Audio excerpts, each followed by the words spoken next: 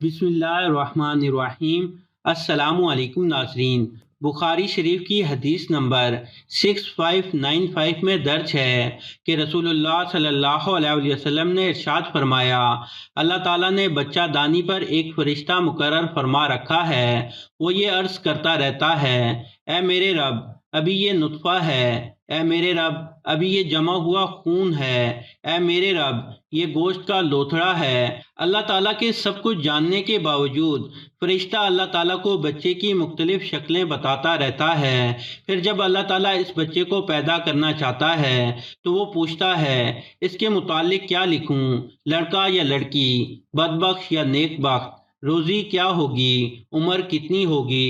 چنانچہ ساری تفصیلات اس وقت لکھ دی جاتی ہیں جب وہ ماں کے پیٹ میں ہوتا ہے۔ اللہ کے نبی کی محفل لگی ہوئی تھی، دیوانے پروانے مستانے بیٹھے ہوئے تھے کہ اللہ کے نبی علیہ السلام نے اپنے دیوانوں سے سوال کیا، اے صحابہ یہ بتاؤ عورت کے لیے سب سے بہترین چیز کون سی ہے؟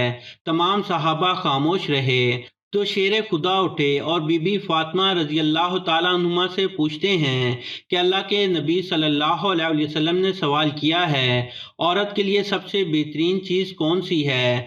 جلدی جواب دے دیں تاکہ میں اللہ کے نبی صلی اللہ علیہ وسلم کو جواب دے سکوں۔ تو حضرت علی رضی اللہ تعالیٰ عنہ وہاں پہنچے۔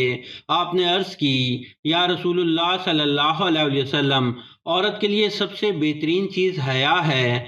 آپ صلی اللہ علیہ وسلم نے فرمایا، جواب کہاں سے پوچھ کے لائے ہو؟ تو حضرت علی رضی اللہ تعالیٰ عنہ نے کہا بی بی فاطمہ رضی اللہ تعالیٰ عنہما سے۔ تو اللہ کے نبی صلی اللہ علیہ وسلم نے فرمایا، یقیناً یہ جواب فاطمہ ہی دے سکتی ہے۔ مسند احمد کی جلد نمبر 8 کے صفحہ نمبر 254 کی حدیث نمبر 22151 میں درج ہے، سرور کائنات صلی اللہ علیہ وسلم نے فرمایا، جس مسلمان کے 3 بچے انتقال کر جائیں، اللہ تعالیٰ ان بچوں پر فضل و رحمت کرتے ہوئے ان دونوں کو جنت میں داخل فرما دے گا۔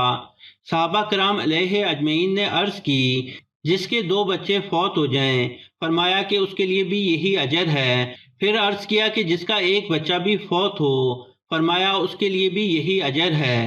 پھر فرمایا، اس ذات کی قسم جس کے قبضہ قدرت میں میری جان ہے، جس عورت کا کچا بچہ فوت ہو جائے، یعنی اس کا حمل ضائع ہو جائے اور بچہ مر جائے، لیکن پھر بھی وہ اس پر صبر کرے تو وہ بچہ اپنی ماں کو ناف سے کھینچتا ہوا جنت میں لے جائے گا۔ سنن ابو داؤد حدیث نمبر 8447 میں درج ہے کہ رسول اللہ صلی اللہ علیہ وسلم نے ارشاد فرمایا، غصہ شیطان کے سبب ہوتا ہے، اور شیطان آگ میں پیدا کیا گیا ہے اور آگ پانی سے بجھائی جاتی ہے، لہذا تم میں سے جب کسی کو غصہ آئے تو وضو کر لیا کرے۔ تو دوستو، یہ تھی ہماری آج کی ویڈیو، یقیناً آپ کو پسند آئی ہوگی۔ پسند آنے کی صورت میں اس ویڈیو کو لائک ضرور کریں اور ہمارے اس چینل کو سبسکرائب کرنا مت بھولیں۔ ہمارے چینل کو سبسکرائب کرتے ہوئے ساتھ موجود گھنٹی کا بٹن بھی دبا دیں۔ جزاک اللہ۔